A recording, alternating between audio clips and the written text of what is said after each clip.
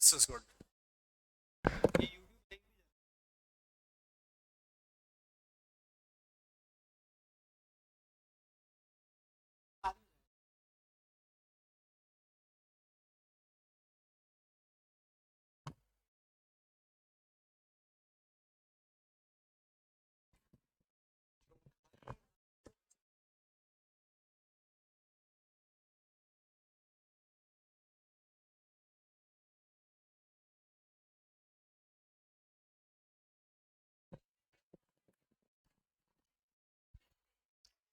Hello.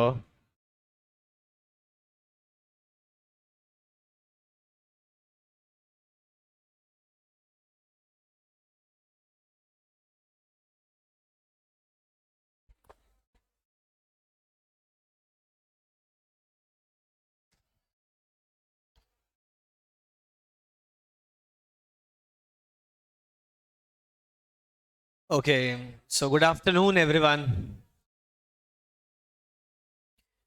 चलो भाई, आप ऐसे डर मत जाना, क्योंकि पिछली क्लास के बच्चों ने सच में मुझे यही बोला कि भाई तू ऐसे कोट वोट पहन के जा रहा है, बच्चे समझेंगे कोई खड़ूस बड़ा हुआ है।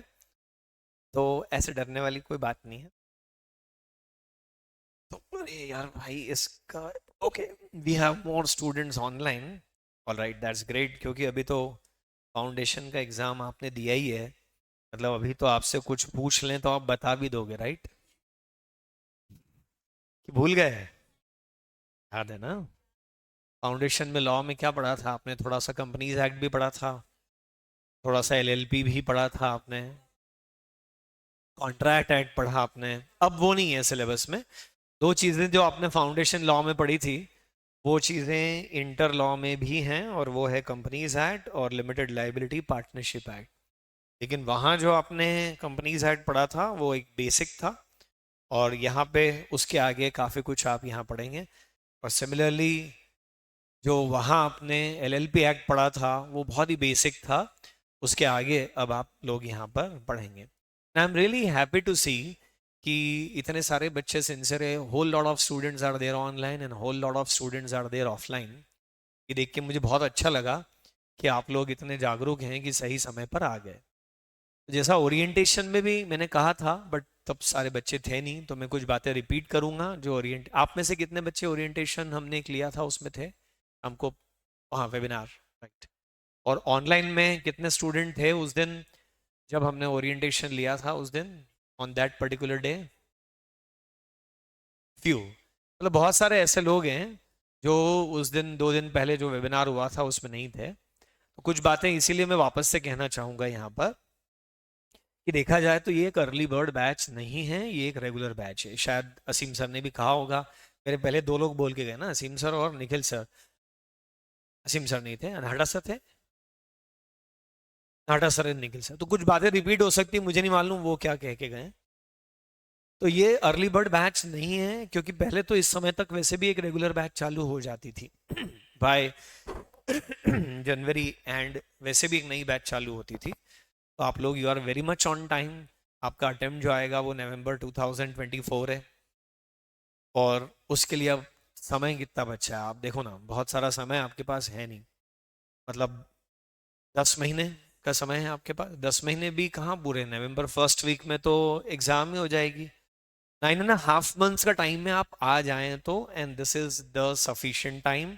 अगर आप 1 महीने बाद इस क्लास को ज्वाइन करते हैं, अगर आपके कुछ फ्रेंड्स ऐसा सोच रहे हैं, या कुछ लोग आज सिर्फ ट्रायल करने के लिए आए हैं कि देखें आज जाके सुने तो सही, मज़ा आएगा तो आगे जाएंगे, नहीं तो रहने देंगे, आप 1-1.5 महीने के बाद आएंगे ना, तो आपके पास 8-8.5 मंथ्स बचेगा, जो अपने आप में थोड़ा सा इनसफिशिएंट टाइम हो जाएगा बोथ ग्रुप्स के हिसाब से।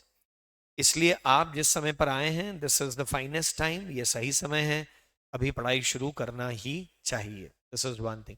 फाइनल में तो वैसे भी बहुत टाइम मिलेगा ना आपको, 2.5 साल।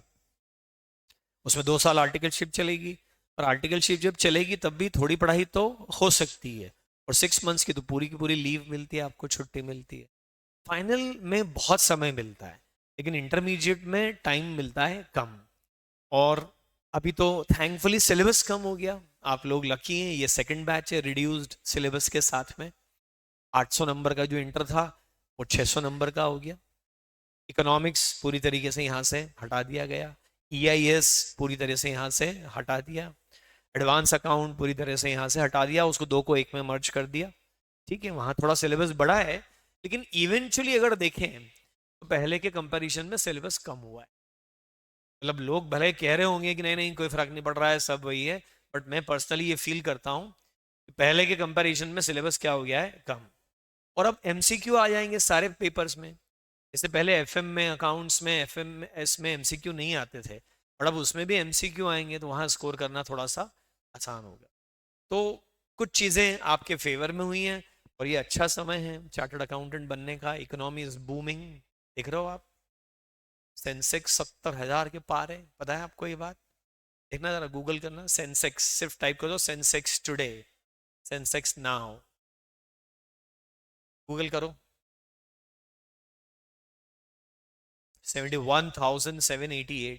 आप समझ नहीं रहे हो, ये बहुत ज्यादा है, दिस इज टू हाई। मतलब व्हेन आई बिकेम CA तो ये सेंसेक्स 5-6 हजार के आसपास चलता था, और वहीं अटका हुआ था बरसों से, 5,000, 6,000, 5,000, 6,000 की रेंज में घूमता है। सोचो उस समय अगर मेरे पास पैसे होते, तब तो मैं नया CA बना था, पैसे थे नहीं ज्यादा, और वो एक साथ मैंने लगा दिए होते थे, तो वो पैसा 10 गुना, 10 times. After all bad things, Covid हो गया खतरनाक, पूरी दुनिया को खत्म कर देने वाला, रशिया यूक्रेन वॉर हो गया, सब प्राइम क्राइसिस हो गई 2008 में, दुनिया में 2-4 बार मंदी आकर के चली गई, पता नहीं क्या क्या बड़ी बड़ी घटनाएं हो गई, और सेंसेक्स 70,000 पार है, और इंडियन इकोनॉमी इज बूमिंग। अभी आप चार्टर्ड अकाउंटेंट बनेंगे तो ये एक बड़ा अच्छा समय होगा 2-3 साल बाद भी, कि उस समय आपके पास करने को बहुत सारा काम होगा, बहुत सारी चीजें होंगी जो कि आप कर पाएंगे, और एक आप अच्छे प्रोफेशनल बन पाएंगे। ये तो सर, ये लेक्चर यूट्यूब पे भी डलेगा, हाँ हाँ, डोंट वरी अबाउट इट, सब जगह एवरीथिंग विल बी अवेलेबल। पहले 3-4 दिन के लेक्चर तो वैसे भी पब्लिकली अवेलेबल होते ही हैं। This is one thing, right. दूसरा, अर्ली बर्ड के बारे में एक बात हुई, सिलेबस के बारे में आप सुन चुके हैं? Okay, fantastic. तो अब हम लोग बात करते हैं कि मैं आपको क्या पढ़ाऊंगा, राइट। बाकी सब आपने सुन लिया है, तो मैं आपको दो, फर्स्ट ग्रुप में एक सब्जेक्ट पढ़ाऊंगा, और सेकंड ग्रुप में एक सब्जेक्ट पढ़ाऊंगा। शायद निखिल सर ने आपको ऑलरेडी कहा होगा कि आजकल तो सब बच्चे बोथ ग्रुप ही करते हैं, तो सिंगल ग्रुप के बारे में विचार करना कोई बहुत अच्छी बात नहीं है। 8 पेपर की जगह वैसे ही 6 पेपर हो गए, तो आपको बोथ ग्रुप ही टारगेट करना चाहिए, that is the best thing to do. Target तो करो,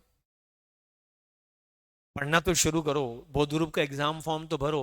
फिर हो सकता है कि जिस दिन एग्जाम का समय आ जाए, आखिरी के 15 दिन बचे, 1 महीना बचे, 1.5 महीना बचे, तब आपको लगे कि मेरी प्रिपरेशन अच्छी नहीं है, तब फिर आप कुछ सोच सकते हो कि मैं फर्स्ट ग्रुप पूरा दे देता हूँ, और सेकंड ग्रुप में ऐसा करता हूँ, एक पेपर पे फोकस कर लेता हूँ, समथिंग लाइक दैट। वो तब की बात है, उस बारे में आज सोचना, तो आज एक ग्रुप सोचा तो एग्जाम तक जाते जाते वो एक भी ऐसा लगेगा अच्छा नहीं हुआ। टारगेट थोड़ा सा हाई करोगे, बोथ ग्रुप टारगेट करोगे, तो जाके बोथ ग्रुप क्लियर होगे। ऑल इंडिया रैंक टारगेट करोगे तो बोथ ग्रुप क्लियर होगे। बोथ ग्रुप टारगेट करोगे तो गिरते पड़ते बोथ ग्रुप पास होते हैं, या एक पे उतर आता है बच्चा फिर बाद में, राइट। आपको बोथ ग्रुप्स के बारे में ही विचार करना चाहिए, दिस इज वन थिंग। मैं आपको फर्स्ट ग्रुप में एक पेपर पढ़ाऊंगा जो कि कॉर्पोरेट एंड अदर लॉज है। 100 मार्क्स का पेपर है, उसमें से 70 मार्क्स कॉर्पोरेट लॉज के लिए हैं, और 30 मार्क्स अदर लॉज के लिए हैं। तो कॉर्पोरेट लॉ वाला जो 70 मार्क्स का पोर्शन है वो मैं आपको पढ़ाऊंगा, जिसमें कि द कंपनीज एक्ट 2013 आता है, और दूसरा उसमें आता है the LLP act, limited liability partnership act 2008। कौन सा LLP एक्ट पढ़ा ना आपने? 2008, वो मैं आपको पढ़ाऊंगा। अदर लॉ वाला पोर्शन रोहित सर आपको पढ़ाएंगे। उसके बाद सेकंड ग्रुप में एक पेपर है financial management, FM and economics, economics नहीं SM बोलना चाहिए, सॉरी, FM एंड SM। तो FM 50 मार्क्स का है और SM 50 मार्क्स का है, वो 50 नंबर का FM भी मैं आपको पढ़ाऊंगा। 70 + 50 total 120 marks I will deliver. 120 number 600 number के सिलेबस में, मतलब कितना हो गया, 20%। तो आपके सिलेबस का 1/5वां हिस्सा जो है वो यहाँ से चलेगा, right. Okay, this is one thing. मेरे बारे में आपको थोड़ा सा बता देता हूँ। अच्छा एक मिनट, हाँ क्या कुछ क्वेरीज भी दिख रही मुझे। Which type of classes will be more preferable sir, pen drive, live और फेस टू फेस? देखिए, मेरा एक्सपीरियंस स्टूडेंट्स के बारे में क्या है वो मैं आपको बताता हूँ। मेरा एक्सपीरियंस स्टूडेंट्स के बारे में ये है कि फेस टू फेस क्लास में वो सबसे अच्छा परफॉर्म करते हैं। Exceptions are always there. देखो मैं एक जनरल बात कर रहा हूँ, बाकी आपकी इंडिविजुअलिटी क्या है वो आप चेक करिए। जैसे आप मुझसे पूछें कि क्यों बे तू बता, तू अगर स्टूडेंट होता तो क्या करता, मुझे आज भी अगर पूछेंगे ना, मैं तो पेन ड्राइव में पढ़ना पसंद करता, रिकॉर्डेड। मैं अलग हूँ, मैं अजीब हूँ। मैं मुझे आप बोलेंगे कि फिजिकल कॉपी वर्सेस पीडीएफ, तो मैं पीडीएफ पसंद करता हूँ। मुझे नहीं पसंद है फिजिकल पे से पढ़ना, मैं लैपटॉप पे पीडीएफ ओपन करके मार्क करके पढ़ना ही पसंद करता हूँ। तो सबकी अपनी अलग अलग चॉइस है। मुझे पर्सनली पूछोगे तो आज भी मैं जितनी चीजें पढ़ता हूँ रिकॉर्डेड ही पढ़ता हूँ, क्योंकि उसमें मुझे मेरी पेस मेरी स्पीड मिलती है। जहां चाहूँ रोक देता हूँ। ये फैकल्टी का हाथ ऐसा आया यहीं रोक दिया, खड़ा है वो ऐसे ही मेरे लिए। तरुण महाजन मेरे लिए आधे घंटे ऐसे ही खड़ा रह जाएगा, उसके बाद में फिर मैं चलूंगा, चल दौड़ जल्दी कर 1.2 की स्पीड ऐसे चलने लग जाएगा। तो मेरी इच्छा है, मैं सुबह पढ़ूंगा, शाम को पढ़ूंगा, दोपहर को पढ़ूंगा। तरुण महाजन हर समय थोड़ी अवेलेबल है। रात को 2 बजे इच्छा होगी, बच्चा फोन कर रहा है पढ़ा, वो तो मैं पढ़ाऊंगा नहीं। पेन ड्राइव में आपको ये फायदा होता है, गूगल ड्राइव में ये फायदा होता है, अपने समय पर अपनी स्पीड पर अपने तरह से आप पढ़ सकते हैं। वो सिर्फ उन लोगों के लिए काम आता है जो बहुत ज्यादा सेल्फ डिसिप्लिन्ड होते हैं कि आज 10 घंटे पढ़ूंगा तो 10 घंटे पढ़ के ही उठते हैं, उनके लिए ये काम का। पर सर हमारे ऐसा नहीं होता है, हम सोचते हैं आज से 10 घंटे पढ़ूंगा, तो फिर मैं सोचता हूँ आज रहने देते कल से पढ़ूंगा। तो फिर भाई पेन ड्राइव तो आपके लिए बिल्कुल काम का नहीं है। फिर आप लाइव कर सकते हैं अटेंड, या फिजिकल आ सकते हैं। अब जो बच्चे दूर शहर में रहते हैं और पेरेंट्स इंदौर भेजना नहीं चाहते हैं, लाइव कर लीजिए। अगर आपके पेरेंट्स रेडी हैं आपको इंदौर भेजने के लिए, या आप इंदौर से ही बिलोंग करते हैं, तो यार फेस टू फेस का अपना एक अलग मजा है, उसकी एक अपनी अलग ही बात है। क्योंकि यहां न केवल आप मुझे देख रहे हैं, बल्कि मैं भी आपको देख रहा हूं, और आपके आसपास वाले भी आप पे नजर लगाए बैठे हैं। तो अचानक अगर आपकी ये इच्छा हो जाए कि यार थोड़ी देर हेड डाउन करके सो जाऊं, और मैं तो कहता भी हूं मेरी क्लास में, आई डोंट ऑब्जेक्ट, कि आपको कभी भी ऐसा लगे ना थक गए हो तो हेड डाउन करो और सो जाओ, मुझे कोई ऑब्जेक्शन नहीं, जरा सा इतना रत्ती भर का भी नहीं है। लेकिन इसके बाद भी नहीं सोता बच्चा, अरे बोले सर वो अच्छा नहीं लगता है, मजा नहीं आता उसमें। तो यहाँ एक प्रेशर रहता है कि somebody is watching, other people are watching, दूसरों को देख के पढ़ने की इच्छा होती है। जो आपकी खराब हालत होगी वो दूसरों की भी खराब हालत होगी, तो आपको वो देख के सुकून मिलता है। मैं मर रहा हूं, मैं पिट रहा हूं, मैं लुट रहा हूं, ये भी ये हिप हिप हुर्रे। ये एक बड़ी मजे की बात है। बहुत मतलब जो पीयर लर्निंग है ना, वो बहुत अच्छी आती है। आपकी नेटवर्किंग होती है, पीयर लर्निंग आती है, वो ऑनलाइन मोड में नहीं हो पाता, क्योंकि आप अपने रूम में बंद होकर के बैठे हुए हैं और दूसरे लोग आपको नहीं। जब तक रिजल्ट नहीं आ रहा है मे भी, तब तक आप कुछ बच्चे ऑनलाइन कर सकते हैं, बाद में ऑफलाइन आ सकते हैं। ये मेरी अपनी ओपिनियन है, बाकी आपको जो सूट करता है वो आप कर सकते हैं। क्या ये हमेशा जूम पे चलेगी? Yes, till the end of this batch zoom will be available. अगर आपने ऑफलाइन मोड भी चूज करा है और मान लो कि किसी कारण से आप घर जा रहे हैं, तो वहां से आप ऑनलाइन भी इसको अटेंड कर सकते हैं, इसमें कोई प्रॉब्लम वाली बात नहीं। और भी कोई सवाल हैं आपके तो आप बेझिझक होकर के बात कर सकते हैं। Sir what you prefer, single group और both group for an average student? Both groups, क्योंकि सिलेबस कम हो गया है। यही आप मुझसे तब पूछते हैं जब 8 पेपर थे, तो मैं अक्सर ही कहता था कि भाई अपनी औकात देख लो। मैं क्या बताऊं, अपने अपने हिसाब से जज कर लो कि तुम्हारी क्या औकात है, कितना पढ़ पाओगे। पर अब बोथ ग्रुप्स जब से 6 पेपर हो गए, तब से मैं कहता हूं कि आपको बोथ ग्रुप ही टारगेट करने चाहिए, बाद में फिर जो होगा वो देखेंगे। Sir Google drive pen drive में हमारे डाउट कैसे सॉल्व होंगे? मेरा मोबाइल नंबर ये देखो अभी भी स्क्रीन पर है, आप लिख लो अभी, राइट नाउ एवरीबडी, मोबाइल में ही लिख लो, सेव कर लो। फिलहाल तरुण महाजन नाम है मेरा, बाद में जो आप रखना चाहो। 9893040600,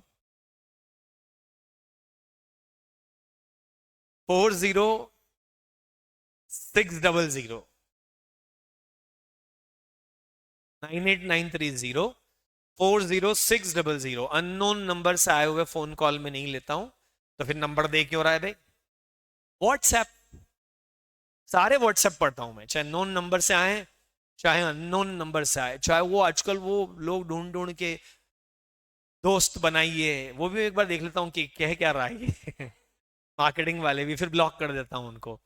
तो आप व्हाट्सएप पे मुझसे कम्युनिकेट कर सकते हैं। जो बच्चे गूगल ड्राइव, पेन ड्राइव या ऑनलाइन लाइव मोड में भी, अरे भाई मैं तो ऑफलाइन वालों के लिए भी कह रहा हूँ कि क्लास में पढ़ते हुए डाउट नहीं आया, पर घर जाके जब होमवर्क कर रहे हो उस समय डाउट आ गया, तो आपको लगा कि यार अभी पूछ लें तो अच्छा रहेगा, तो व्हाट्सएप पे आप अपने डाउट, सभी लोग offline online Google drive, pen drive, किसी भी मोड से आप हैं, आप बेझिझक मुझसे डाउट पूछ सकते हैं। जब भी मैं चेक करूंगा व्हाट्सएप तो आंसर कर दूंगा। डोंट एक्सपेक्ट कि ये व्हाट्सएप पे ही बैठा होगा, और हाँ 24 घंटे में एक बार तो डेफिनेटली मैं चेक करता। अरे वाह, अच्छा मैंने एक, वैसे एक मजेदार बात मैंने देखी है कि जो बच्चे ऑनलाइन होते हैं वो ज्यादा खुल के डाउट्स पूछते हैं। ऑफलाइन वालों को या तो डाउट आते ही कम है कि यार तेरी शक्ल देख ली बस ठीक है, आ रहा है समझ में हमको या फिर वो थोड़ा सा हेजिटेट करते हैं। और ऑनलाइन वालों को मालूम है कि ये तो मेरे को देख ही नहीं सकता है, तो मैं जो चाहूँ इससे पूछ सकता हूँ। तो कभी आपको भी हेजिटेशन हो तो आप जूम में लॉग इन करके डाउट डाल, वैसे यार फेस टू फेस पूछो तो कोई दिक्कत नहीं है। मतलब मेरा ट्रैक रिकॉर्ड है, मैंने आज तक, मैं वेजिटेरियन हूँ, मैं किसी को नहीं खाया, मैं कुछ नहीं करने वाला आपका, मतलब आप पूछोगे तो अच्छा लगेगा। सर जूम पर फुल एचडी नहीं दिखता, नहीं बेटा सब दिखता है sir. I am not confident about my result, what should I do? Okay, that's again a good question कि भाई फाउंडेशन में ही मैं थोड़ा डाइसी हूँ, तो मैं क्या करूँ, क्या मैं इंटर पढ़ूँ या मैं ना पढ़ूँ? देखो अगर आपको लगता है कि फेल हो ही जाऊंगा तो फिर मत पढ़ो यार। किसी बच्चे को, ईमानदारी की बात है ना यार, मैं कोई सेल्समैन थोड़ी हूँ कि अपनी क्लासेस बेचने बैठा हूँ, नहीं नहीं सब आ जाओ। अगर आपको लगता है, आप कॉन्फिडेंट है कि मैं फेल हो जाऊंगा, तो भाई फिर टाइम क्यों वेस्ट कर रहे हो, फाउंडेशन पढ़ना फिर से शुरू कर दो। लेकिन अच्छा आपको कॉन्फिडेंस है कि मैं पास हो ही जाऊंगा, तो भाई आज से मेहनत करना शुरू कर दो पढ़ाई के लिए। और अगर आपको लगता है कि सर मेरे को कुछ नहीं लगता है, most of the people are in this category, मेरे को क्या लगता है, उनको लगेगा जो लगेगा, मेरे को थोड़ी कुछ लगता है, तो पढ़ लो, क्योंकि अदरवाइज ये टाइम वेस्ट हो जाए। इतनी वेब सीरीज आपने देख ली कि अब तो उससे भी बोर हो गए आप, इतनी मूवी देख ली, इतनी वेब सीरीज देख ली, मोटे मोटा सबका प्लॉट एक जैसे ही रहता है, 1 घंटे की स्टोरी को 10 घंटे में दिखाते हैं, बोर हो जाओगे आप। तो हम लोग थोड़ा नया एंटरटेनमेंट है आपके लिए, जैसे मैंने तो फाउंडेशन में भी नहीं पढ़ाया था। हाँ यार तो ये अच्छी बात बोली तूने, तू फाउंडेशन में था, तू एकदम नया है, तो तू, तेरे साथ मनोरंजन करेंगे, ज्यादा मजा आएगा, and definitely you will gain knowledge also. तो मैं एडवाइस करूंगा कि आपको कर लेना चाहिए ये early bird class. What was the reason for low score in inter this time according to you? नहीं बेटा, लो स्कोर कहाँ है, जैसा रिजल्ट हमेशा आता है वैसे ही रिजल्ट है। मतलब मुझे ऐसा लगता है, पेपर बाय पेपर तो क्या होता है, दो चीजें चलती हैं। अभी वो एग्जाम की बात हम अभी नहीं करते हैं, आज तो अपन बात शुरू कर रहे हैं एग्जाम के लिए, कैसे तैयारी करें, कैसे लिखें, this is not the right time to discuss.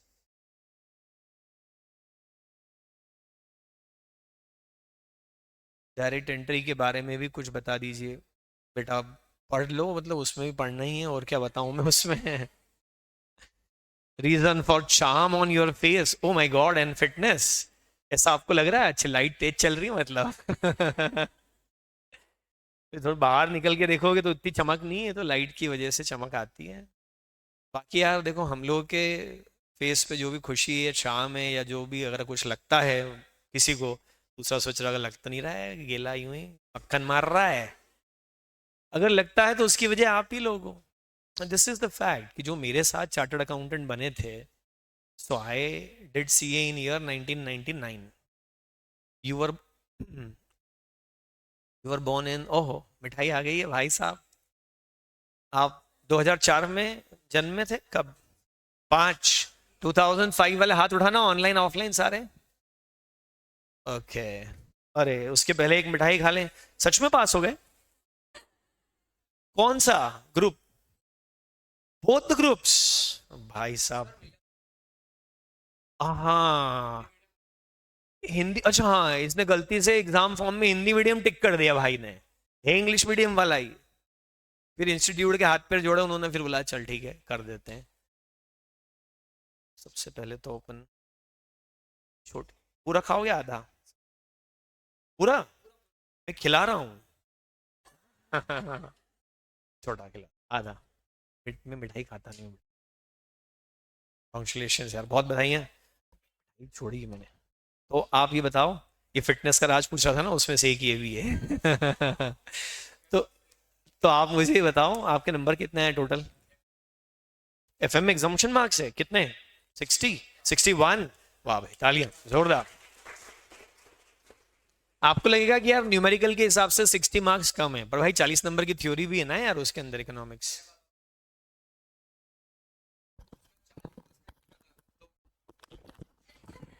40 marks का इको रहता है, मैंने 10 मार्क्स का छोड़ा था इको।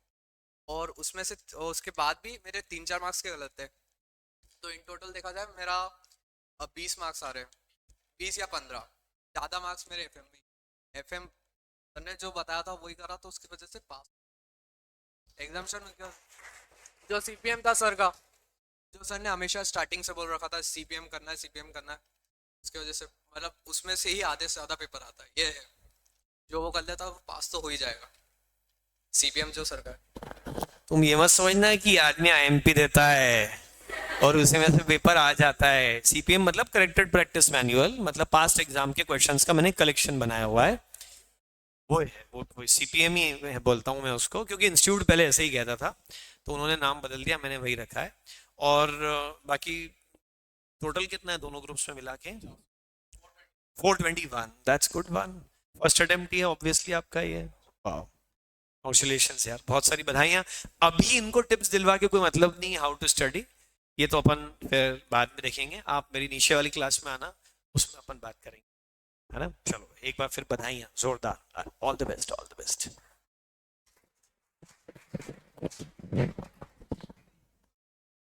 अरे फेस नहीं दिखा क्या? ओ सॉरी यार, चलो कोई बात नहीं। 2006 बॉर्न लोग भी हैं यहाँ पे। तो भाई साहब, मैं आपको ये बता रहा था कि जब मैंने सीए किया, तो क्या कह रहा था मैं तो भूल गया। 1999 में, व्हाटएवर, अब मैं भूल गया। तो आप तो, तब से मैं पढ़ा भी रहा हूँ, तो मतलब कितने साल हो गए जोड़ लो यार, लगभग 25 ही होने आ गए अब तो, अप्रोक्सीमेटली 25 ईयर्स, 24.5 ईयर्स, 25 साल। और आपका जन्म हुआ है 2006 में, वेरी नाइस, गुड। हाँ, आप पूछ रहे थे कि भाई, आप, मैं कह रहा था कि मेरे साथ जो लोग पास हुए थे ना, वो एकदम भयंकरी वाले अंकल वंकल हो गए हैं सब, ऐसे मतलब बढ़िया तोंद वोंद आ गई है जोरदार। और ऐसे, पर हम चूंकि हमेशा आप लोगों के साथ में रहते हैं, आपकी उम्र बढ़ेगी बट इस क्लास में बैठने वालों की उम्र हमेशा सेम रहेगी, राइट? इस क्लास में इंटरमीडिएट का बच्चा बैठेगा, और इंटरमीडिएट का बच्चा मतलब 18-19 ईयर्स, है ना? 18-19 ईयर्स। तो वो जो आप लोगों की एनर्जी है ना, वही कहीं ना कहीं हमारे ऊपर आकर के और रिफ्लेक्ट होती है। तो अगर आपको कुछ लग रहा है कि कुछ चार्म है, तो उसकी वजह आप ही लोग हो, पैसे मत मांग लेना। चलो भाई, तो हम पढ़ लें थोड़ा सा कुछ लॉ के बारे में बात करें। एज पूछने, अरे यार इतना पर्सनल मत हो जाओ यार। What is the source of your motivation? एकदम पीपीटी में जैसा फोटो है वैसे ही दिख रहे हैं आप, बस एक टाई की कमी है। चलो, थोड़ा सा मैं फटाफट से अपना एक इंट्रोडक्शन दे देता हूँ, और उसके बाद हम कुछ लॉ के बारे में बातें करेंगे, और उसके बाद फिर आपके डाउट्स भी और ले लेंगे, अदरवाइज मालूम पड़ा आज पूरा टाइम डाउट सेशन में ही चला जाएगा। अब कोई और है नहीं मुझे इंट्रोड्यूस करने वाला यहाँ पे, तो मैं ही अपने आप को, अपने मुंह मियां मिट्ठू बन जाता हूँ एक बार। This is me, Tarun Mahajan. Usually बच्चे, मेरा तो ये आपके काम का नहीं है, मेरे क्लाइंट्स की लिस्ट है, इससे आपको क्या ही लेना देना। मैं आपको पहले अपने जो आपके काम की चीज़ है वो दिखा देता हूँ। This is my qualification, I am a chartered accountant. आपके लिए शायद ये अच्छा लगे आपको कि अरे वाह तू चार्टर्ड अकाउंटेंट है, चिंता मत कर, 3 साल बाद हम भी बन जाएंगे। Okay, So I did it in 1999. I had all India rank in CA Foundation. It was 10th rank in CA Foundation. और CA फाइनल में वो एक अलग स्टोरी है, बट बाद में कभी सुनाऊंगा। बट उसमें मेरे marks equivalent to 23rd rank थे। स्क्रीन पूरी नहीं दिख रही है, लोग सेटिंग करके जाते नहीं ढंग से। अब दिखेगी स्क्रीन।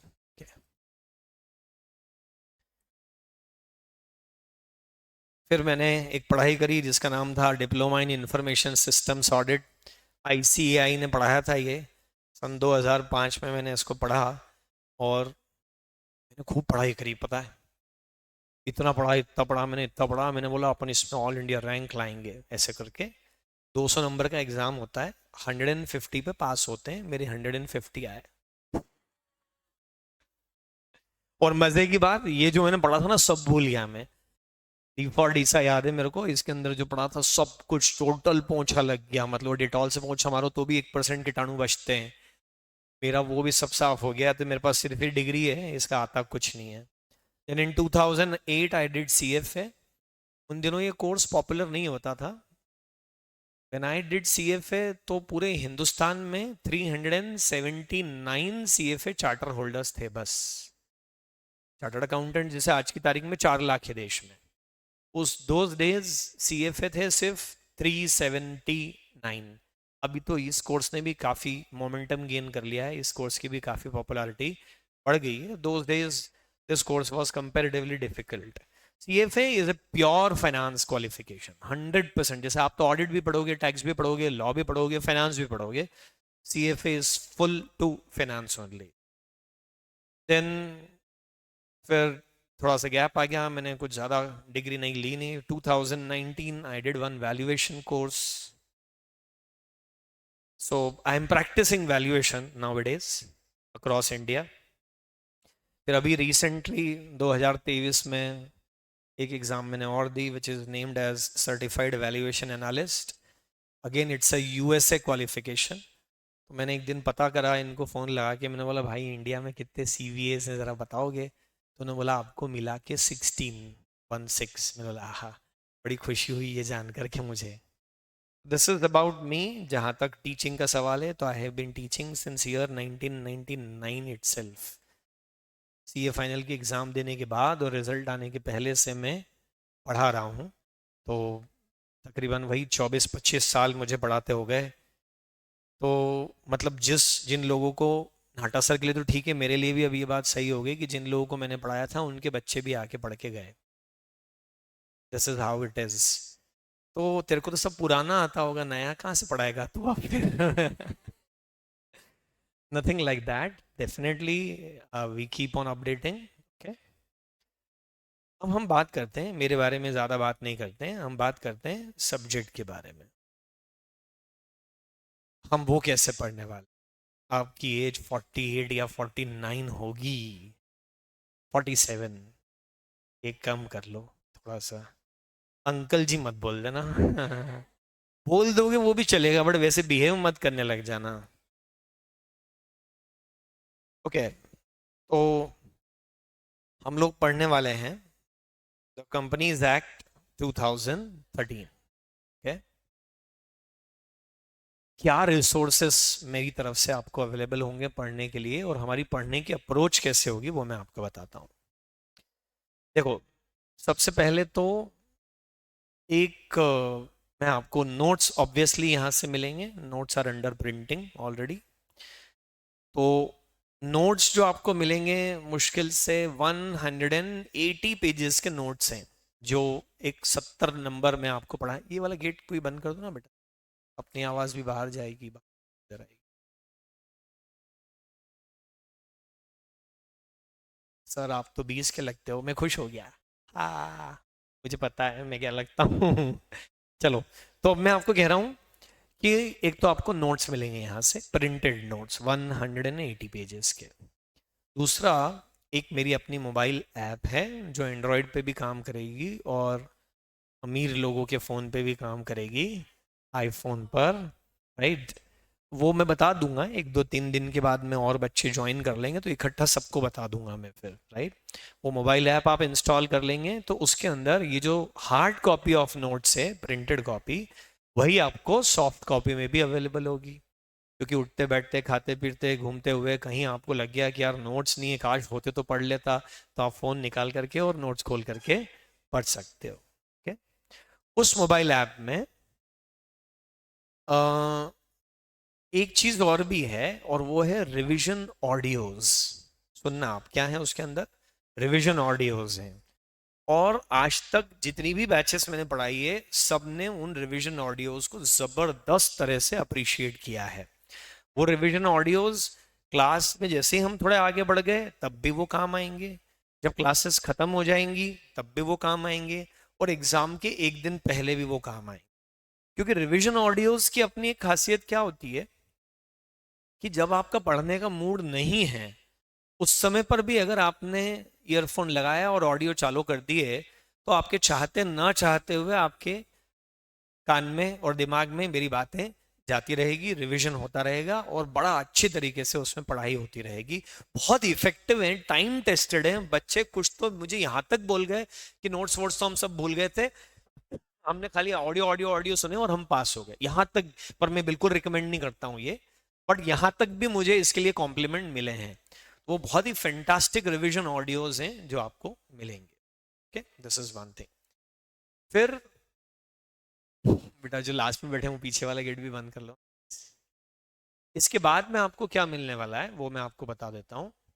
तो इसके बाद में एक चीज क्लास में चलेगी, और वो होगी 1 question a day. 1 question a day का क्या कॉन्सेप्ट है मैं आपको बताता हूँ। अभी नहीं चालू होगा, वो 20 दिन बाद चालू होगा, पहले थोड़ा पढ़ें तो सही उसके बाद। 1 क्वेश्चन अ डे का क्या कॉन्सेप्ट है कि बच्चों को अक्सर ही क्या लगता है कि यार हम पढ़ तो लेते हैं और हमको सब समझ में भी आ जाता है और हम रट डालते हैं, वो भी सब हो जाता है, पर जब लिखने जाते हैं तो ये नहीं समझ में आता है कि हमने अच्छा लिखा खराब लिखा। लिखने की प्रैक्टिस नहीं रहती है हमारी। तो पास्ट एग्जामिनेशन क्वेश्चंस में से क्वेश्चन उठा करके डेली में एक क्वेश्चन लिखने के लिए आपको दूंगा। जो टेलीग्राम ग्रुप बनाऊंगा मैं, उसके ऊपर एक क्वेश्चन डेली पोस्ट होगा। उसके बाद शुरुआत में मैं उन क्वेश्चन पे डिस्कशन भी करूंगा, बट बाद में आप इंडिपेंडेंटली पढ़ोगे, समझोगे, आंसर लिख के लाओगे, और अगले दिन क्लास में वो आंसर चेक होगा ऑनलाइन वालों का, फिर इकट्ठा पीडीएफ बन करके चेक होगा कि आप एक्चुअली लिख रहे हो कि नहीं लिख रहे हो। थोड़ा सा फॉलो अप, थोड़ा सा परस्यूएंस रहे तो बच्चा सिंसियर हो जाता है। पूरा आपके भरोसे छोड़ दें तो फिर आप भगवान भरोसे हो जाते हो उसके बाद में। थोड़ा मैं चेकिंग करवाता हूँ इसलिए होमवर्क की। रोज एक क्वेश्चन एग्जाम का आपको लिखने को देंगे, आप आंसर लिख के लाएंगे, उसका मॉडल आंसर भी मैं टेलीग्राम ग्रुप पर पोस्ट करूंगा सो दैट आप मैच कर सकें। और उसके बाद भी डिफिकल्टी कुछ है तो आप मुझसे पूछ सकते हैं। तो this is one more resource you will be getting. उसके बाद में मोबाइल ऐप के ऊपर मैं आपसे टाइम टाइम पर टेस्ट लूंगा, एमसीक्यू टेस्ट। 30% एमसीक्यू आते हैं, तो एक प्योर एमसीक्यू टेस्ट आपकी होती रहेगी फ्रीक्वेंटली। मैं जो भी सेक्शंस डिक्लेयर करूंगा उसका टेस्ट आपको देना रहेगा, एमसीक्यू। मैंने एक चीज देखी है कि एमसीक्यू में आपका नॉलेज तो पूरा टेस्ट हो जाता है कि आपको सब चीजें याद है कि नहीं याद है। वो एमसीक्यूज जो टेस्ट पेपर में है, वो हर एक एमसीक्यू मैंने पर्सनली बनाया है, कहीं से कुछ कॉपी पेस्टेड नहीं है। और मेरी खासियत ये है कि जब मेरे हाथ में पेपर बनाने को आता है ना तो लोगों को मुश्किल आती है। फिर मैं ऑप्शंस पे ज्यादा काम करता हूँ। गलत ऑप्शन, जो 4 ऑप्शन देने होते हैं ना, तो गलत ऑप्शन पे मैं ज्यादा काम करता हूँ ताकि वो लगे कि यही सही है। ओके। वो एमसीक्यू टेस्ट होंगे, समय समय पे डिस्क्रिप्टिव टेस्ट भी होंगे जिसमें कि आप आंसर लिखेंगे और आपकी कॉपी चेक होगी और मार्क्स दिए जाएंगे। This is one more thing which we will do. अब एक सबसे बड़ा चैलेंज जो है ना, मैं आपको बताऊं, आप भले ही कह दें कि मेरे को लिखने में दिक्कत आती है, मेरे को एमसीक्यू प्रैक्टिस नहीं है, सब हो जाता है। सबसे बड़ा चैलेंज है याद करना। लॉ को समझाना मेरा काम है। मेरी गारंटी है कि आपको लॉ स्मूथली बड़े अच्छे से हर एक बात क्रिस्टल क्लियर समझ में आएगी। लॉ अपने आप में बहुत कॉम्प्लिकेटेड चीज है, बरसों से बने हुए हैं तो भी लोग लड़ झगड़ के आज भी कोर्ट में पहुंच जाते हैं। आपको एक इंटरेस्टिंग बात बताता हूं। अभी 2 दिन पहले के न्यूज़पेपर में बिल्किस बानो, नाम सुना है क्या आप लोगों ने? गुजरात में जब गोधरा कांड हुआ, ये सुना है आपने कभी? मतलब एक ट्रेन की बोगी में लोगों को बंद करके आग लगा करके जला दिया गया। उसके बाद में एक्स कम्युनिटी ने वाई कम्युनिटी के लोगों को जला दिया। फिर वाई कम्युनिटी ने दंगे करे, एक्स ने भी करे, और काफी सारे लोग मारे गए। उस समय की एक विक्टिम है बिल्किस बानो, जिनके साथ उस समय पर गैंग रेप हुआ और तलवार भी मारी गई, और वो समहाउ शी सर्वाइड, और 25-50-100 दूसरे लोग मारे गए। वो कई बरसों तक कोर्ट केस चला, कोर्ट ने वहां खारिज कर दिया, सीबीआई में केस गया, फिर सीबीआई ने सजा रिकमेंड करी, फिर मैटर हाई कोर्ट में गया, वहां पे भी मुजरिमों को सजा दी गई, फिर सुप्रीम कोर्ट तक गया मैटर, वहां भी बोला कि नहीं, इनको सजा मिलनी चाहिए। ये सब कुछ हो गया। उसके बाद गुजरात गवर्नमेंट ने उन 11 लोगों को सजा कम करके रिहाई दे दी कि तुम ऑलरेडी काफी साल से जेल में हो, वैसे तो तुमको आजीवन कारावास हुआ है कि मरते दम तक रहोगे, पर तुम्हारे अच्छे व्यवहार को देखते हुए हम क्या करते हैं, जेल से छोड़ देते हैं। राइट? मतलब खतरनाक मुजरिम थे वो सारे, बट उन सबको क्या करा, गुजरात गवर्नमेंट ने माफी दे दी, गवर्नमेंट ने माफ कर दिया कि अरे ठीक है, कोर्ट ने सजा दी तुमको, पर हो गए थोड़े साल, हो गए जेल में, काफी है, इनको अब छोड़ दो। वो छूट गए। तो बिल्किस बानो फिर सुप्रीम कोर्ट में गई, और अभी रिसेंटली सुप्रीम कोर्ट का जजमेंट आया, हम लॉ के बारे में बात कर रहे हैं। तो दो चीजों का इंटरप्रिटेशन हुआ, लॉ में लिखा हुआ एक एक शब्द वजनदार है।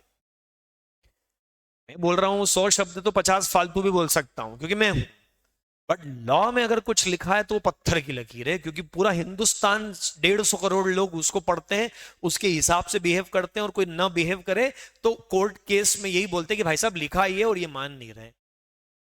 वैसे तो मैं ही इनको चाकू मार देता क्योंकि मान नहीं रहे, पर मैंने सोचा आपके पास ले आऊं, आप इनको जेल भेज दो। राइट? तो कोर्ट ने दो बड़ी इंपॉर्टेंट चीजें इंटरप्रीट कर दी उसके अंदर। सवाल यह आया है कि क्या गुजरात गवर्नमेंट को एग्जामिशन देने का पावर है? तो मजे की बात क्या है कि एग्जामिशन देने का पावर 2014-15 के बाद में कम हो गया गवर्नमेंट का, पहले ज्यादा था। तो गवर्नमेंट ने बोला कि जिस साल कोर्ट ने सजा सुनाई थी उस साल हमारे पास माफ करने का पावर था, इसलिए हम अभी माफ कर रहे हैं इनको। कोर्ट ने बोला नहीं, माफ करने का पावर तब होना चाहिए जब आप माफ कर रहे हैं, यानी कि 2023 में। और 2023 में तो लॉ इस तरह से चेंज हो चुका है कि गवर्नमेंट को अब उनको माफ करने का पावर नहीं है। गुजरात गवर्नमेंट ने क्या इंटरप्रेट करा, भाई आज का लॉ थोड़ी देखेंगे हम, जब कोर्ट ने सजा सुनाई थी उस दिन के लॉ में पावर था, तो हमारा लॉ का इंटरप्रिटेशन ये है कि power to exam should be there on the date on which they were punished. Supreme Court ने बोला नहीं, ये गलत इंटरप्रिटेशन है, इसलिए आपको माफ करने का पावर ही नहीं। दूसरा, माफ करने का पावर अप्रोप्रिएट गवर्नमेंट को है। उन्होंने नहीं बोला कि सेंट्रल गवर्नमेंट को माफ करने का पावर है कि स्टेट गवर्नमेंट को माफ करने का पावर है, उन्होंने क्या बोला, अप्रोप्रिएट गवर्नमेंट। बोल के बताओ। तो सवाल यह है कि अप्रोप्रिएट गवर्नमेंट कौन है? गुजरात में घटना हुई थी तो गुजरात गवर्नमेंट ने अज्यूम कर लिया कि we are the appropriate government, but Bilkis Bano ने बोला कि भाई गुजरात में तो ये निष्पक्ष केस चलेगा ही नहीं, इस केस को तो मुंबई हाई कोर्ट ट्रांसफर कर दिया जाए। तो सरकार ने उनकी बात, कोर्ट ने उनकी बात सुनी, और वाकई केस जो सजा दी वो किसने दी, मुंबई हाई कोर्ट ने दी। तो सवाल ये आया कि अप्रोप्रिएट गवर्नमेंट तो फिर महाराष्ट्र गवर्नमेंट होनी चाहिए। बोला नहीं नहीं, पर घटना तो हमारे यहाँ हुई थी, तो अप्रोप्रिएट गवर्नमेंट तो हम हैं। तो सुप्रीम कोर्ट ने इस पे भी क्या इंटरप्रिटेशन करा लॉ का कि appropriate government means the government where the decision is given. वो तो महाराष्ट्र गवर्नमेंट है। तो बोला इस एंगल से भी आप क्या कर रहे हो, गलत। और जो जिन लोगों को छोड़ दिया था, कह रहे चलो बहुत हो गया जेल में, तुमने हालांकि बहुत गंभीर अपराध करा था, पर तुम अपने वाले हो, तुमको हम छोड़ देते। तो वापस पकड़ करके जेल में डाल दिया। ये दो इंटरप्रिटेशन ऑफ लॉ वहां देखने को मिले सुप्रीम कोर्ट लेवल पे। तो लॉ जो बनता है ना, चलो इस बात पे हम थोड़ी सी बात करते हैं। व्हाई लॉ, ऐसी बात करते हैं अपन कि देश में कानून क्यों है। यार सोचो, 1000 साल पीछे चले जाओ, छोटे छोटे कबीले हुआ करते होंगे, बड़ी सोसाइटी तो होती नहीं होगी। क्या कहते हो आप? एक जंगल में छोटे छोटे कबीले होते होंगे, लोग एक दूसरे को जानते भी नहीं होंगे कि यार वहां भी कोई रहता है, उनको लगता होगा हम ही जो है, वहां तो कोई सरकार नहीं और कुछ नहीं है। कभी लाइफ में टाइम मिले तो एक बुक पढ़ना, सेपियंस। सेपियंस, यार होमोसेपियंस ना, मनुष्य। तो सेपियंस एक बुक पढ़ना, उसमें पूरी ह्यूमन एवोल्यूशन की हिस्ट्री, बड़ा मजा आएगा आपको, थोड़ी सी टफ है बड़ा अच्छी किताब है। तो पहले तो बहुत छोटे छोटे से ग्रुप ऑफ पीपल थे जंगल में, 4 लोग हैं बस, 10 लोग हैं, 50 लोग हैं, वो उनका कबीला हो गया। तो वो जो आपस में नियम बना लें, उसी वही क्या होता था, लॉ। अब हम 150 करोड़ लोग हैं। आपको लगता है कि सोसाइटी में लॉ की जरूरत है? यस और नो? क्यों? लॉ क्यों चाहिए? हटा दो। मैं चुनाव में खड़ा होता हूं, मैं बोलता हूं कि मुझे वोट दो, मुझे वोट दोगे तो मैं पूरे देश में सारे कानून हटा दूंगा, जिसका जो माने सब करो। आपको लगता है ये ज्यादा अच्छा होगा? देखो राम ने जवाब दिया, राम बोल रहा है डिसिप्लिन, बहुत सही अप्रोप्रिएट जवाब दिया राम आपने। लॉ क्यों चाहिए? डिसिप्लिन। डिसिप्लिन पता है क्यों चाहिए? सक्सेस के लिए, प्रोग्रेस के लिए। सिर्फ वही सोसाइटी और वही इंडिविजुअल प्रोग्रेस कर सकता है जो डिसिप्लिन्ड है। जहां अनुशासन नहीं है वहां तरक्की नहीं हो सकती। जैसे एक छोटा सा एग्जांपल ले लो, ट्रैफिक रूल्स है, ठीक है? ट्रैफिक रूल्स हैं कि आप, सड़क है ये पूरी, वैसे तो इंदौर के लोग तो सड़क में लेफ्ट राइट सेंटर सब तरफ ड्राइव करते हैं, बट वैसे नियम ये है कि आप लेफ्ट हैंड साइड पर ड्राइव करो और उधर से आने वाला उसके लेफ्ट पे ड्राइव करेगा, मतलब वो आपके राइट पे ड्राइव करेगा। लाइफ कितनी इजी हो गई कि जाने वाले इधर से जा रहे हैं, आने वाले तो कोई एक दूसरे से टकरा ही नहीं रहा। हाईवे पे 6 लेन एक्सप्रेस वे पे इधर चले जा रहा हो आप लगातार 120 की स्पीड पे, उधर से वो चला जा रहा है, किसी को कोई उलझन ही नहीं है। और समझो ऐसा नहीं होता, कानून ऐसा नियम नहीं बनाते और एक सड़क बना देते और बोलते चलाओ, जाने वाले भी सब तरफ से जा रहे हैं, आने वाले भी सब तरफ से आ रहे हैं, एक्सीडेंट हो जाएंगे, ट्रैफिक जाम हो जाएगा, आधे घंटे की जर्नी 4 घंटे में खत्म भी नहीं हो पाएगी। तो क्या हम तरक्की कर पाएंगे? फिर हम तो ट्रैफिक जाम में उलझ के रह जाएंगे। Are you getting the point? ऐसे हर एक बात को लेकर नियम बनाया गया। अगर वो नियम नहीं होते तो फिर क्या होता? सब केओस हो जाता, अशांति हो जाती। क्या कहूं हिंदी में उसको, कि सब गड़बड़ हो जाता, जिसका जो मन पड़ रहा है सब करे चले जा रहे। तो तो फिर हम एक दूसरे से लड़ने झगड़ने में ही सारा टाइम खत्म कर देते और एक दूसरे को मार डालते सब पकड़ करके, बचते भी नहीं शायद, हम पूरी मनुष्य प्रजाति को ही खत्म कर लेते लड़ झगड़ करके। तो इसीलिए हमको क्या चाहिए? अनुशासन, ताकि क्या हो सके? तरक्की। पर वो अनुशासन कौन बनाए? तो एक व्यक्ति बना दे और सारे लोग मिलकर के उसको माने। उसी को हम क्या बोलते हैं? लॉ कहते हैं। उसी को हम एक्ट कहते हैं। उसी को हम रूल्स कहते हैं। उसी को हम रेगुलेशंस कहते हैं। उसी को हम कॉन्स्टिट्यूशन कहते हैं। बस यही अलग अलग नाम हमने इसको दे दिए। लॉ का काम है पीस और डिसिप्लिन बनाए रखना, सो दैट लोग तरक्की कर सके। क्या आप तरक्की करना चाहते हैं? एक जेन्युइन क्वेश्चन पूछ रहा हूं, do you want to progress? या आप आज जैसे हो, जितने पैसे आपके पास है, जैसे आप दिखते हो, हमेशा वैसे ही रहना चाहते हो? प्रोग्रेस करना चाहते हो? Everybody is progressive. तो अगर अनुशासन है तो प्रोग्रेस अपने आप हो जाए। अब आपने पढ़ा होगा फाउंडेशन में कि हिंदुस्तान में 3 तरह के लॉ हैं। सेंट्रल गवर्नमेंट बनाती है वो लॉ, स्टेट गवर्नमेंट बनाती है वो लॉ, और लोकल अथॉरिटी बनाती है वो लॉ। सुना है ऐसा आपने कुछ? 3 तरह के एक्ट होते हैं, central act, state act and local act. जो सेंट्रल गवर्नमेंट बनाए और जो पूरे देश पे लगे उसको क्या बोलते हैं? Central act. Thanks to Modi ji, ये तो पहले लिखा होता था this act is applicable to whole India except the state of Jammu and Kashmir. उनकी वजह से ये except the Jammu and Kashmir हट गया और अब नाउ लिखा होता है कि this law is applicable to whole India. और एक हाथ टर्म जीत गया तो पीओके में भी लगने लग जाएगा। फिलहाल नहीं लग रहा है, बट है ऐसा ही है भाई। मोदी जी में बहुत लाख बुराइयां हैं पर कुछ अच्छी बातें तो उनके अंदर है। ओके, तो अब समझो कि अ, सबसे पहले तो जो सेंट्रल गवर्नमेंट कानून बना है वो पूरे देश पे लगता है, लक्षद्वीप पे भी लगता है। वो एक उस पर नहीं लगता है, मालदीव्स उस पर नहीं लगता है, बट लक्षद्वीप पे तो लगता है। यूनियन टेरिटरी है वो, उसके ऊपर तो लगेगा, राइट? पूरे हिंदुस्तान पे एक जैसा कानून लगता है क्योंकि सेंट्रल गवर्नमेंट ने बनाया। बनाती भी सेंट्रल गवर्नमेंट है, चलाती भी सेंट्रल गवर्नमेंट है। सुनो, लॉ बनाने से लॉ चलता नहीं है, उसको चलाना भी पड़ता है। मतलब लॉ बना के लोगों को बोल दो चलो फॉलो करो, तो लोग बोले जान नहीं कर रहा। उसके लिए फिर कलेक्टर बिठाने पड़ेंगे, कमिश्नर बिठाने पड़ेंगे, एसपी बिठाने पड़ेंगे, डीएसपी होंगे, कोर्ट्स होंगे, जजेस होंगे, ब्यूरोक्रेट्स होंगे, सब होंगे, सब मिलके इसको चलाएंगे।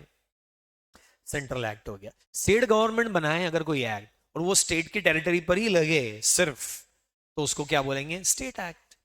और लोकल अथॉरिटी कोई बनाए, इंदौर म्यूनिसिपल कॉर्पोरेशन, अभी जो इंदौर में कचरा संग्रहण टैक्स लगता है, गार्बेज कलेक्शन टैक्स लगता है, आपको मालूम शायद नहीं होगा। जैसे इंदौर में आप पानी के पैसे देते हो, जल कर बोलते हैं उसको, संपत्ति कर देते हो कि भाई मेरा मकान है तो मेरे को संपत्ति कर, प्रॉपर्टी टैक्स देना पड़ता है।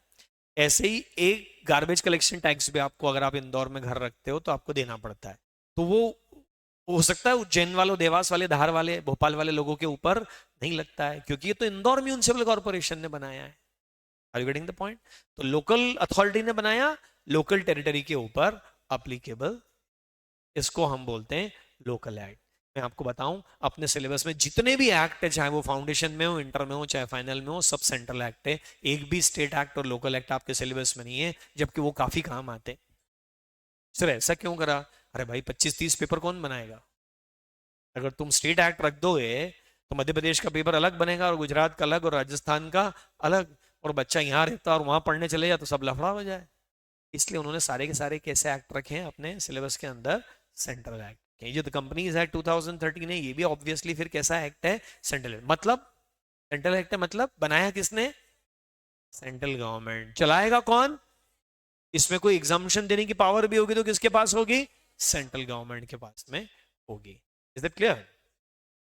एक और बात भी बताता हूं चलो, कि देश में व्यवस्था बनी रहे इसके लिए 3 तरह की बॉडीज होती है: कानून बनाने वाले, कानून चलाने वाले, और कानून न मानने पर सजा देने वाले। जो कानून बनाने वाले हैं उनको लेजिस्लेटर कहते हैं। तो क्या कहते हैं? बोल के बताओ। लेजिस्लेटर। जो लेजिस्लेशन को बनाए उसको क्या बोलते हैं? लेजिस्लेटर। तो एक तो पार्लियामेंट है लेजिस्लेटर, और दूसरा असेंबली, लोकल असेंबली, मतलब जो मध्य प्रदेश की असेंबली, विधानसभा जिसको अपन हिंदी में कहते हैं। एक तो लोकसभा, राज्यसभा है, वो लेजिस्लेटर है, और स्टेट लेवल पर कौन है? विधानसभा है, लेजिस्लेटर है। लेजिस्लेटर ने कानून बना दिया, तब नेताओं ने कानून बनाया। सर ये नेता लोगों की ऐसी की तैसी, ये क्या हमारे लिए कानून बनाएंगे? अरे तो भाई आपने तो वोट डाल के उनको भेजा कि जाओ हमारे लिए कानून बनाओ। हेलो सर, हमको पसंद नहीं आया, हमने इनको भेजा था, इनने कृषि कानून बना दिए, इससे तो हमारा नुकसान है, तो अगली बार मत भेजो।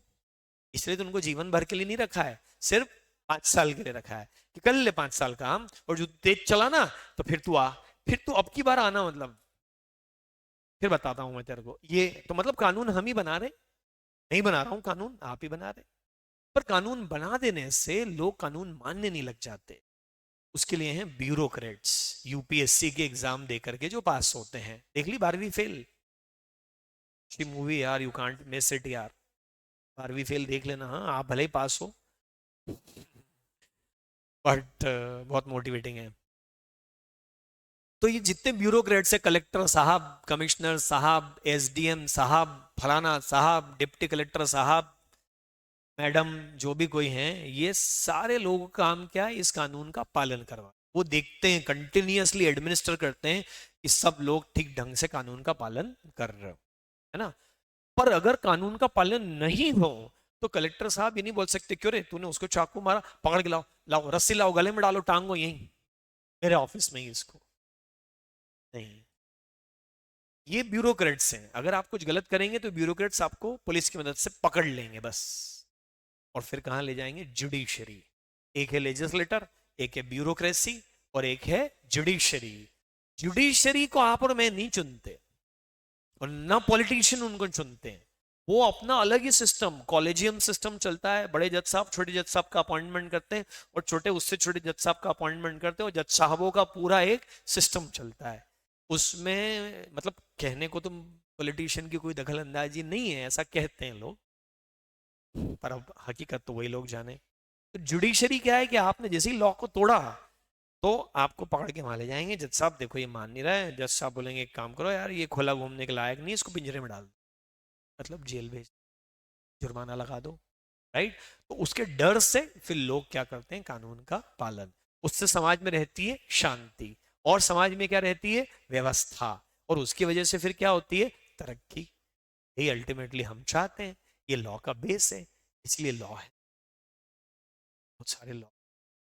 बचपन में दीपावली पे निबंध लिखा कभी आपने, ऐसे on Diwali? India is a country of festivals, Bharat त्योहारों का देश है। मैं थोड़ा चेंज कर दिया उसको, मैं बोलता हूं भारत कानूनों का देश है। सेंट्रल गवर्नमेंट के बनाए हुए 3000 एक्ट हैं। ये तुम्हारा कंपनीज एक्ट का 1/3 हिस्सा पढ़ने वाले हो तुम, पसीने छूट जाएंगे ठंड में कंपनीज एक्ट को 1/3 पढ़ने में। ऐसे कितने एक्ट हैं, 3000 एक्ट हैं। स्टेट गवर्नमेंट के बनाए हुए एक्ट का टोटल लगाओ तो 30-40 हजार एक्ट हैं। लोकल गवर्नमेंट का तो मालूम ही नहीं कितने, हिसाब ही नहीं। हर बात को लेके एक कानून है, तुमको ये भी नहीं मालूम सुबह उठने से लेके अभी बैठने तक में तुमने कौन कौन से तोड़ दिए। भारत कानूनों का देश है, हर बात पे यहाँ एक कानून पाया जाता है, और उसमें one of the most important acts is the companies act 2013। हाँ, दुनिया का सबसे बड़ा कॉन्स्टिट्यूशन है हमारा, सबसे कॉम्प्लिकेटेड है, दुनिया की सबसे बड़े आबादी वाले देश हैं हम, वो सब तो है ही। ठीक है, तो बाकी आज तो हम कुछ, टाइम ही थोड़ा कम रहा, कल से फिर थोड़ा इसके ऊपर हम डिस्कशन शुरू करते हैं। आज कुछ बच्चों के क्वेश्चन मैंने आंसर नहीं करे क्योंकि बहुत ज़्यादा क्वेश्चन हो गए थे। कल हम डेफिनेटली थोड़ा टाइम आपके बचे हुए क्वेश्चंस को आंसर करने पे डिवोट करें। Thank you, bye bye, see you tomorrow.